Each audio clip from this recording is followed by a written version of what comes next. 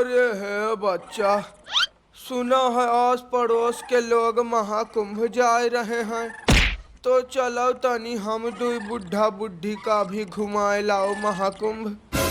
यहीं बिस्तर पे पड़े पड़े जिंदगी की आखिरी सांसें गिन रहे हो, उसकी कोई परवाह नहीं, और जाओगे महाकुंभ घूमने। अरे बच्चा, भले ये आखिरी सांस गिनत हुए, लेकिन यानी के आखिरी इच्छा है महाकुंभ में डुबकी मारे के, तो यही लिए हो सके तो चलो प्रयागराज के महाकुंभ मेला घूमे।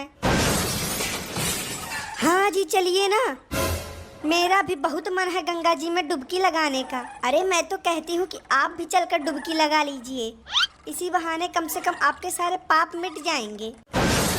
तुम चाहे गंगा जी में डुबकी लगाओ या वहीं डुबकी लगा के मर जाओ, हम यहाँ से हिलने वाले नहीं।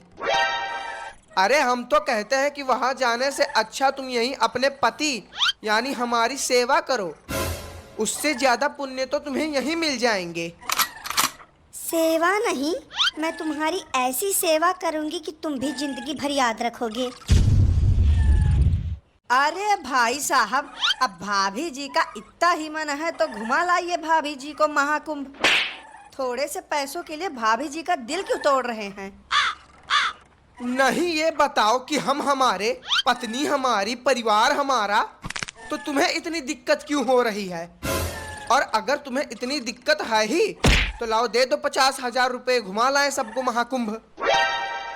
अब भाई साहब, हम तो कहते हैं कि आप महाकुंभ में जाने का प्लान कर दीजिए कैंसिल। एक तो वैसे ही वहाँ जम के भीड़ हो रही है, और अगर कहीं भाभी जी की तबीयत खराब हो गई तो अलग समस्या हो जाएगी। पैसे देने की औकात नहीं और चले हैं ज्ञान बांटने। महाकुंभ में नहाए का सपना देखा बंद कर दियो चिरकुट के पापा। लागत है कि ई जन्म में गंगा नहाए का नसीब हम सबके नहीं है।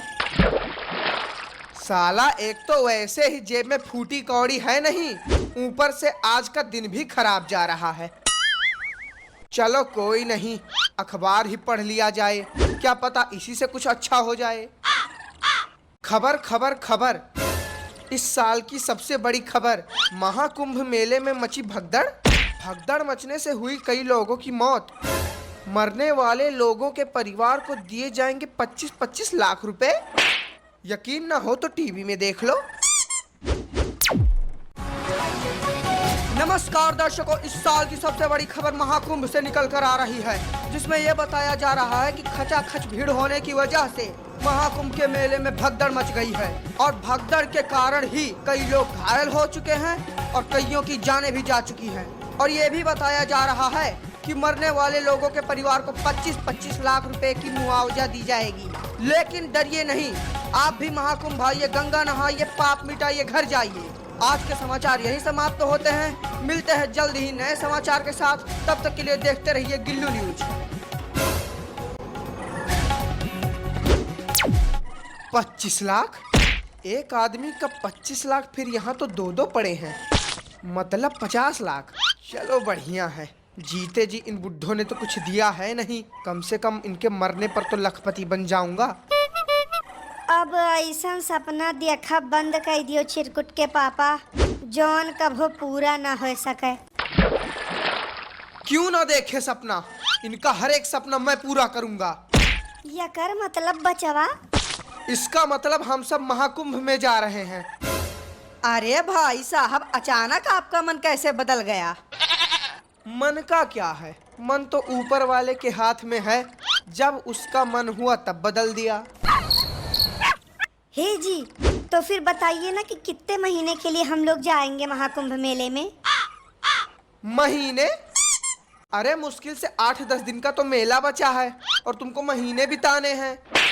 जाके तैयारी करो और सबको तैयार करो, ज्यादा नहीं तो कम से कम हफ्ता भर रहेंगे मेले में। बधाई हो भाभी जी, जो इतने कंजूस पति होने के बाद भी आपको मौका मिल गया गंगा नहाने का। अरे भाई साहब, ये तो आपकी बातों का कमाल है।